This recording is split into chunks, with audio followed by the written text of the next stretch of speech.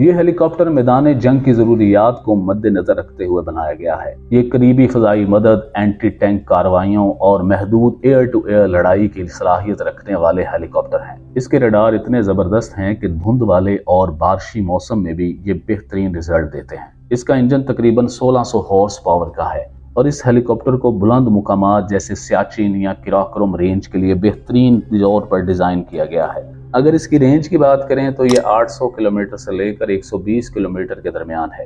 اس ہیلی copter کا خالی وزن تقریباً 5100 کلوگرام ہے، جبکہ زیادہ سے زیادہ ٹیک آف وزن 7200 kg ہے، جو اسے لائن آف کنٹرول کے ساتھ لمبی پرواز اور گہرائی میں حملوں تک قابل صلاحیت بناتا ہے۔